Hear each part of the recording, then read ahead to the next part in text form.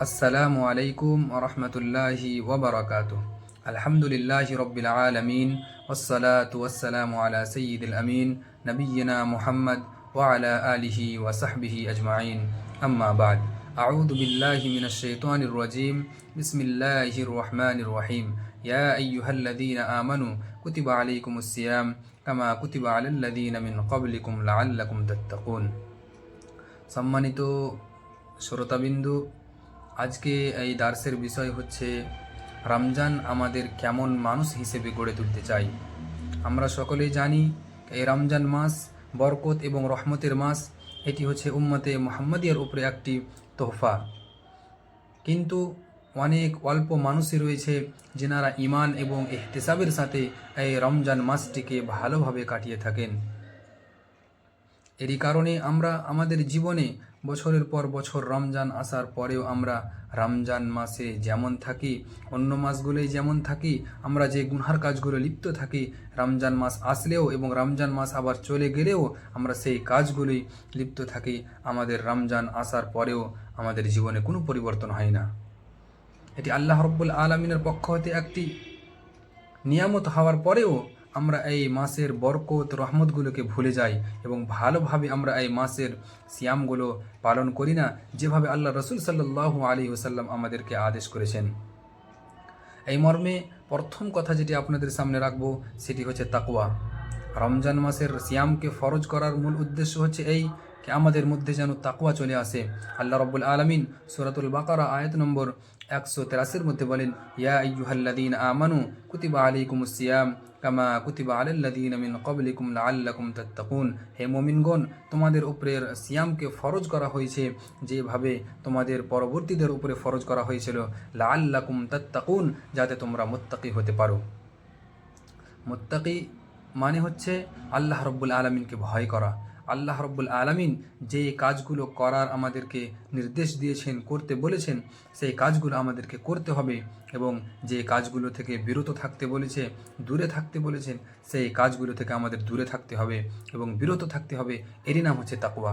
হালাল কাজ যেগুলো আমাদেরকে করতে হয় সেই কাজগুলো আমরা আল্লাহ রসুল এবং আল্লাহ রব্বুল আলামিন আমাদেরকে যেটার হুকুম দিয়েছে সেই কাজগুলোই করব এবং এছাড়া যতই কাজ রয়েছে যেগুলো হারাম, ইসলামে যেগুলো বারণ রয়েছে সেগুলো থেকে আমরা দূরে থাকব। একজন মানুষ মুত্তাকি হয় যখন তার মধ্যে মুত্তাকির নিদর্শন দেখা যায়। সে যখন খারাপ কাজ থেকে দূরে থাকে, খাহিসাতের থেকে দূরে থাকে, শয়তান মানুষের রাগের মধ্যে, খুনের মধ্যে, রক্তর মধ্যে চলার পরেও একজন মানুষ যখন সেই শয়তানের ওয়াসওয়াসা থেকে দূরে সরে থাকলো, ভাবতে হবে এবং তেনাকে জানতে হবে যে তেনার মধ্যে আল্লাহ রব্বুল আলামিনের ভয়, আল্লাহ রব্বুল আলামিনের ডর চলে এসেছে। এবং আমরা এই রমজান মাসের সিয়াম পালন করার পরেও দেখা যায় অনেক সময় আমরা গুনহার কাজে লিপ্ত থাকি। এই যে সিয়াম অবস্থায় আপনি যে গুনহার কাজে লিপ্ত রয়েছেন, আপনার কিন্তু সিয়াম আল্লাহ রব্বুল আলামিনের কোনো প্রয়োজন নেই। আল্লাহ রব্বুল আলামিনের দরবারে আপনার সিয়াম গ্রহণযোগ্য নয়। আল্লাহ রসুল সাল্লাল্লাহু আলাইহি ওয়াসাল্লাম বলেন, রুব্বা সাইমিন লাইসা লাহু মিন সিয়ামিহি ইল্লাল জু' ওয়া রুব্বা কাইমিন লাইসা লাহু মিন কিয়ামিহি ইল্লাস সাহর। সুনান ইবনে মাজাহ হাদিস নম্বর 1609। আল্লামা আলবানী হাদিসটিকে সহিহ বলেছেন। আল্লাহ রসুল সাল্লাল্লাহু আলাইহি ওয়াসাল্লাম বলছেন, অনেক সিয়াম পালনকারী যেনারা সিয়াম পালন করে থাকেন, এই যে সিয়াম অবস্থায় খারাপ কাজ এবং গুনহার কাজ, গীবত, চুগলি, মানুষের সাথে খারাপ আচরণ করে থাকে, তো সিয়াম অবস্থা থাকার পরেও তেনার সিয়ামের কোনো প্রয়োজন নেই। সেই লোকটির সিয়াম শুধু তেনার খাওয়া ছেড়ে এবং পানাহার থেকে দূরে থাকাই হলো, সিয়ামের কোনো নেকি পাবে না। এবং অনেক কিয়াম যেনারা করে থাকেন, কিয়ামুল লাইল করে থাকি আমরা অনেকেই, যে এই কিয়াম করার পরেও আল্লাহ রসুল সাল্লাল্লাহু আলাইহি ওয়াসাল্লাম বলেছেন তার কিয়ামের কোনো মূল্য নাই, তার কিয়ামের কোনো নেকি পাবে না। কেননা সে কিয়াম করেছে তারপরেও সে খারাপ কাজে লিপ্ত রয়েছে এবং সে খারাপ কাজগুলো থেকে দূরে থাকেনি। রমজান আমাদের কেমন মানুষ হিসেবে গড়ে তুলতে চাই, এই মর্মে আমি দ্বিতীয় কথা যেটি আপনাদের সামনে রাখবো সেটি হচ্ছে এই कि নেকির কাজে আমরা আগ্রহী হব, নেকির কাজে উৎসাহ হব। এবং এই আমরা জানি এই রমজান মাসে জান্নাতের দরজাগুলো খুলে দেওয়া হয় এবং জাহান্নামের প্রতিটি দরজা বন্ধ করে দেওয়া হয়। সেই হাদিসের মধ্যে রয়েছে আল্লাহ রসুল সাল্লাল্লাহু আলাইহি ওয়াসাল্লাম বলেন, ইদা কানাত আউয়ালু লাইলাতিন মিন রমাদান সুফিদাতিশ শায়াতিন ওয়া মারাদাতুল জিন ওয়া গুলনাকাত আবওয়াবুন নার ফালাম ইফতাহ মিনহা বাবুন ওয়া ফুতিহাত আবওয়াবুল জান্নাহ ফালাম ইগলাক মিনহা বাবুন ওয়া নাদা মুনাদিন ইয়া বাগিয়াল খাইর আকবিল ওয়া ইয়া বাগিয়াশ শার আকসির ওয়ালিল্লাহি উতাকাউ মিনান নার ওয়া যালিকা ফি কুল্লি লাইলাতিন। ইবনে মাজার সহিহ হাদিস, হাদিস নম্বর 1642 এবং আল্লামা আলবানী হাদিসটিকে সহিহ বলেছেন। যখন রমজান মাস শুরু হয়, আল্লাহ রসুল সাল্লাল্লাহু আলাইহি ওয়াসাল্লাম বলেন, আল্লাহ রব্বুল আলামিন শয়তানদেরকে বেঁধে দেন এবং মারদুদ জিনদেরকেও বেঁধে দেওয়া হয় এবং জাহান্নামের প্রতিটি দরজাকে বন্ধ করে দেওয়া হয়, জান্নাতের প্রতিটি দরজাকে খুলে দেওয়া হয় এবং একজন আহ্বানকারী আহ্বান করতে থাকে, ডাকতে থাকে, ইয়া ইয়া বাগিয়াল খাইর আকবিল, যারা তোমরা কল্যাণ চাও, ভালো চাও, নেকির কাজ করতে থাকো, তোমরা এগিয়ে এসো, নেকির কাজে তোমরা লেগে যাও এবং নেকির কাজ বেশি বেশি করতে থাকো। এবং যারা খারাপ কাজে লিপ্ত থাকে তাদের ক্ষেত্রে বলে ইয়া বাগিয়াশ শার আকসির, যারা তোমরা খারাপ কাজে থাকো, খারাপ কাজের মধ্যেই পড়ে থাকো, খারাপ কাজ কোন জায়গায় হয়েছে এই জায়গাগুলো যারা খুঁজতে থাকো, তারা খারাপ কাজ থেকে রমজান মাসে এবং খারাপ কাজ থেকে তারা বিরত থাকো। ওয়ালিল্লাহি উতাকাউ মিনান নার, এবং আল্লাহ রাব্বুল আলামিন এই রমজান মাসে জাহান্নাম থেকে অনেক অনেক মানুষকে জাহান্নাম থেকে নাজাত দিয়ে থাকেন। ওয়া যালিকা ফি কুল্লি লাইলাতিন, এবং এটি প্রতি রমজানের রাত্রে হয়। তাহলে রমজান আমাদের এইভাবে একজন ভালো মানুষ হিসেবে গড়ে তুলতে চাই।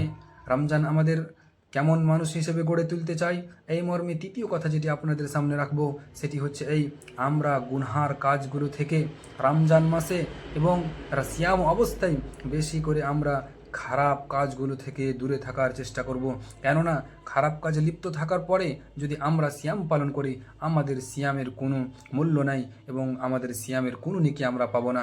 বুখারীর হাদিস, হাদিস নম্বর 1909, এবং আল্লাহ রসুল সাল্লাল্লাহু আলাইহি ওয়াসাল্লাম বলেন, আবু হুরায়রা রাদিয়াল্লাহু তাআলা আনহু থেকে বর্ণিত, তিনি বলেন রাসূলুল্লাহ সাল্লাল্লাহু আলাইহি ওয়াসাল্লাম বলেছেন, মান লাম ইয়াদা কাওলা যুরি ওয়াল আমালা বিহি ফালাইসা লিল্লাহি হাজাতুন ফি আন ইয়াদা তুআমাহু ওয়া শারাবাহু, যে রোজা সিয়াম পালন করার পরেও মিথ্যা কথা বলে, খারাপ আচরণ করে, খারাপ কাজে লিপ্ত থাকে, ফালাইসা লিল্লাহি হাজাতুন ফি আন ইয়াদা তুআমাহু ওয়া শারাবাহু, কোনো প্রয়োজন নেই আল্লাহ রাব্বুল আলামিনের কাছে সে খাবার এবং পানাহার ছেড়ে বসে থাকবে।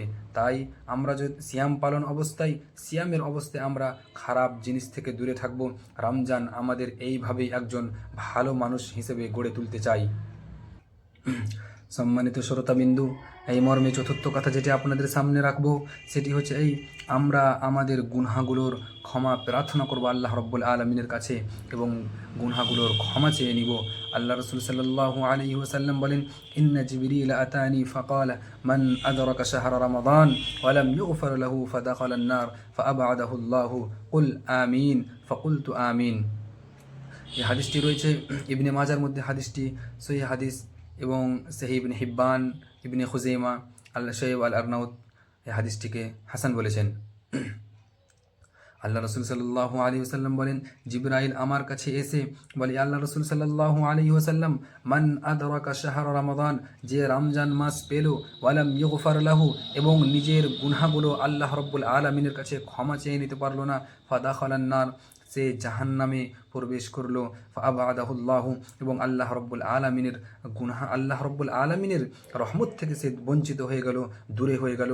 কুল, এ নবী সাল্লাল্লাহু আলাইহি ওয়াসাল্লাম আপনি আমিন বলেন। তখন আল্লাহ রাসূল সাল্লাল্লাহু আলাইহি ওয়াসাল্লাম বলছেন, ফাকুলতু আমিন, আমি তখন আমিন বললাম। ভাবতে পেরেছেন এই হাদিসে কত বড় একটি কথা বলা হয়েছে।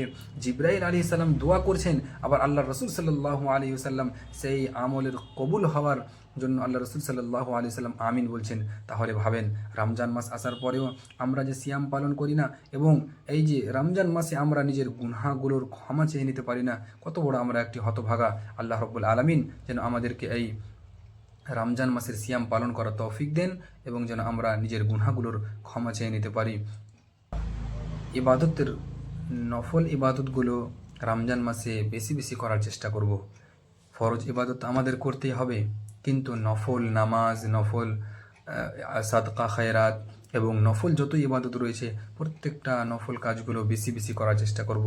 যেমন রব্বুল আলমিনের কাছে প্রার্থনা, ইয়া আল্লাহ রব্বুল আলমিন, আমরা যেন সকলেই ভালো মানুষ হয়ে এবং নেক, সৎ এবং ইমানদার হয়ে এই দুনিয়ার বুকে জীবনযাপন করতে পারি, এবং যেন আমাদের যখন মৃত্যু হবে আমরা যেন কালিমায়ে লা ইলাহা ইল্লাল্লাহ পাঠ করে আমাদের মৃত্যু হয়। ইয়া আল্লাহ, আমাদেরকে ভালো কাজ করা, নেক কাজ করা এবং প্রত্যেকটা ফরজ আমলকে আমরা যেন নবী সাল্লাল্লাহু আলাইহি ওয়াসাল্লামের পদ্ধতিতে আমরা যেন আদায় করতে পারি, এ আমাদের তৌফিক দান করো। আমিন। আসসালামু আলাইকুম ওয়া রাহমাতুল্লাহ।